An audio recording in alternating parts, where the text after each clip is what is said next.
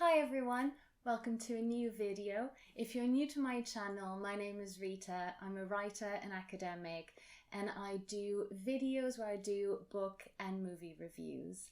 And for the month of July, I thought I would do something slightly different. So as you may know, July is the month in which the author Jane Austen sadly passed away at the very early age of 41. And since quite a lot of the institutions associated with her are sadly struggling at the moment, I thought I would do something in order to help them and to also commemorate her amazing work. So throughout the month of July, I will be doing one video a week devoted to the topic of Austen's work, and I will be fundraising for two institutions. The first is the Jane Austen Literacy Foundation that does incredibly important work in raising money to support literacy projects in literacy libraries across the world for the people who need it the most. And the second is the Jane Austen House Museum that holds an incredibly important collection of artifacts that belong to Jane Austen and her family. And since they are closed at the moment, they are in very much need of your help. And without further ado, I will be going through the 6 novels that Jane Austen completed throughout her lifetime and telling you a little bit about them so that you can decide which one is the novel that you should begin with. So number 1 is Northanger Abbey, which I would classify as the funniest Austen novel. So Northanger Abbey is incredibly underrated even amongst Jane Austen fans for reasons that, quite frankly, I could never understand because I still think it's the funniest thing I have ever read. So our heroine is Catherine, who has lived her entire life in the countryside, and all of a sudden she gets given the offer of traveling to Bath with some family friends. And so this is very much a book about a very impressionable young girl's first experience of the big city and the world. This novel is incredibly funny because Jane Austen's aim is very much to make fun of the Gothic novels that were so popular at the time. And Gothic novels in themselves contained metaphors through which they expose the repressive nature of present-day society for women. And even though Austen is most certainly mocking Gothic novels, she also has a more serious goal with this novel that I'll let you find out. The second novel is Sense and Sensibility, and I would probably say it's the most realistic novel of Austen's. Now, what do I mean by realistic? I mean that it's possibly the closest to Austen's actual experience. So if you know anything about Austen, you know that when her father decided to retire, he moved the family to Bath, where they had a far less comfortable life than they did when they were in her first house. And after her father died, things got only worse, and she, her mother, and her sister became dependent on their brothers for most of their income, until finally their brother Edward offered them a house in Chawton, which is today the Jane Austen House Museum, for which I'm fundraising. And so even though they had a comfortable home, which they very much appreciated, it was also very difficult for them not to notice the fact that their brother, who lived across the way, had a much more comfortable life than them. So if you think, for example, that Mr. Darcy in Pride and Prejudice, this incredibly wealthy man, had £10,000 a year, well, Edward had 15,000. So we are very much talking in terms of comparative poverty here for Austen and her sister. And so Sense and Sensibility follows strikingly similar lines. So we have the Dashwood women that when their father dies are made to move out of the house and move into the only house they can afford, which is of a much smaller size. And a great deal of criticism of the novel until recently had focused on the title of the novel and how sense was represented by Eleanor, the sensible sister, and sensibility was represented by Marianne, the much more dramatic sister. But as recent criticism has demonstrated, what is far more interesting about the novel is the ways in which it portrays both sisters as being equally repressed by a society that does not look too kindly on genteel women with no fortune. Number 3 is my personal favorite, Pride and Prejudice, and I think it's, for me, the most entertaining of Austen's novels. And if you've seen one of my previous videos, actually the first video I've ever done, I talk about how I think that Pride and Prejudice is the perfect introduction in many ways to Austen's novels and also to the classics. And so Pride and Prejudice opens with the famous line that everyone knows: "It is a truth universally acknowledged that a single man in possession of a good fortune must be in want of a wife." And so at the novel's opening, we see this entire neighborhood going absolutely crazy because a young man of great fortune has moved in, and all of a sudden everyone wants to see which young lady is going to be able to marry him.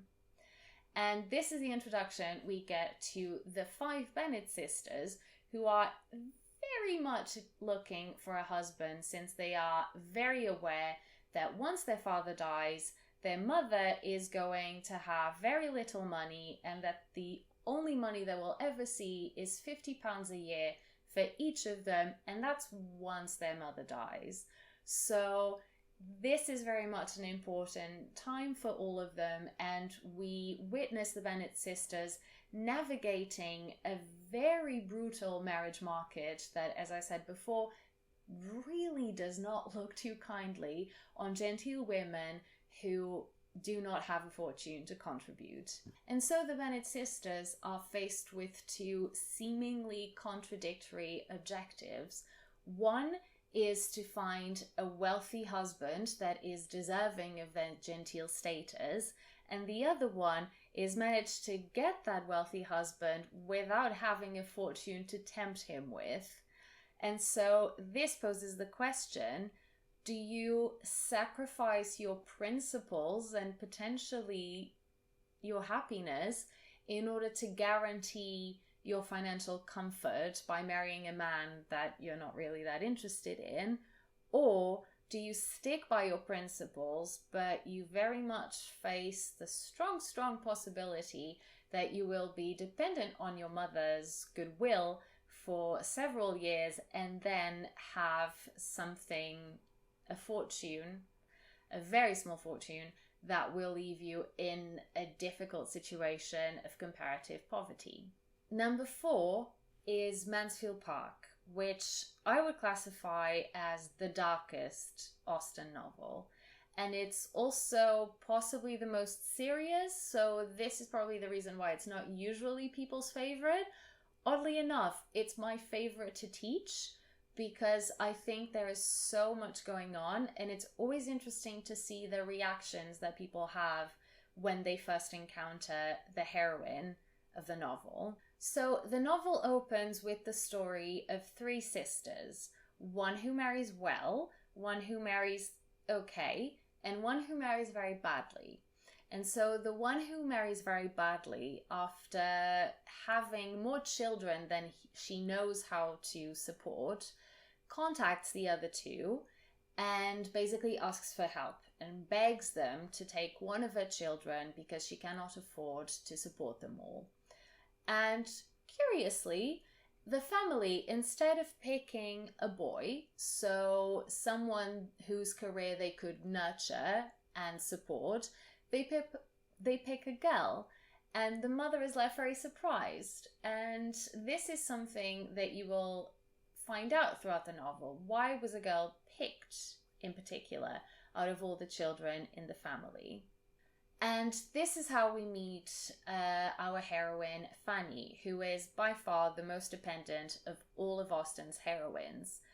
And possibly the most interesting aspect about Mansfield Park is the moral questions that it brings out, because we find out soon enough that the origins of this family's wealth come from slavery. And so our heroine Fanny finds herself in the middle of a family that is incredibly morally corrupt. And the question that I have for you, if you read Mansfield Park, is, does Fanny make the family better, or does the family bring Fanny down to their level? Number 5 is Emma, which is a very much of a favorite for a lot of people. And this is in many ways very different from Mansfield Park and very different from other Austen's novels, because this is the first and only time amongst her canon where we have a heroine that is actually incredibly privileged. So the novel opens by describing Emma Woodhouse, our heroine, as handsome, clever, and rich. So here we have a heroine that is incredibly privileged, but she is also incredibly bored. And this is because she, with one exception, really struggles to find in the village she lives in her intellectual equal. And so why should you care about a rich, spoiled girl? Why would you want to find out what happens to her? Well, that is where the brilliance of Jane Austen lies, because she shows you things through Emma's perspective, so you inevitably end up sympathizing with her and caring about what happens to her, even if most of the time you think that she is making absolutely the wrong decision. And because you only get things from Emma's perspective, you miss a lot of what is going on. So you are kind of taking on a journey and you see everything as Emma sees it, which inevitably means that you are never going to get the full truth of what is happening and you will be kind of led on. And this is why this is possibly the most intricate, I would say, the most intricate of Austen's novels, and the one that everyone loves rereading. Because once you read through it once and you realize the tricks that Austen has played on you, you really want to go back and kind of detect the ways in which she was leading you on. And this is why reading Emma is kind of like being on a detective mission. It's kind of like a Sherlock Holmes kind of novel, in a sense, where you are trying to find out what Austen is keeping from you and exactly what is going on in this society that she has introduced you to. And finally, we have our 6th novel, Persuasion, which is also a favorite amongst Jane Austen fans, like Pride and Prejudice and Emma. And I would say that Persuasion is possibly the most melancholy.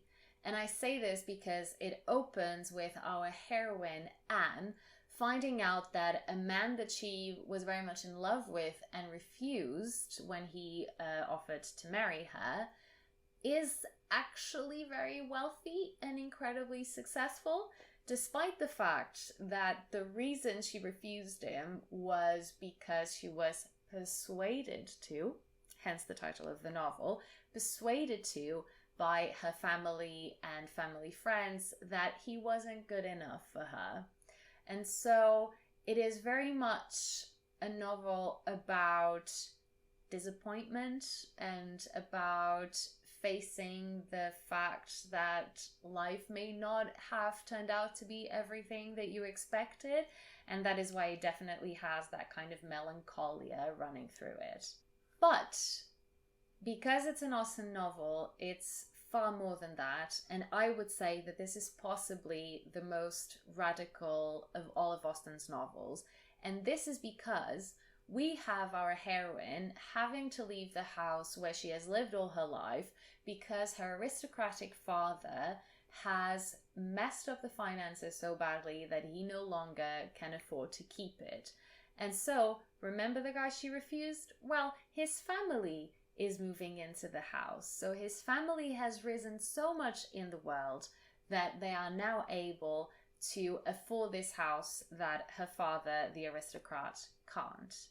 And so Jane Austen is very much making an interesting point about class and pretty much destroying the idea that there is some kind of innate superiority about you if you belong to the higher classes. Okay everyone, that's my video for this week. I hope that this has inspired you to read for the first time or reread Austen's novels. And please consider contributing to the two institutions with as much or as little as you can afford. And have a lovely week, and I will see you guys next week.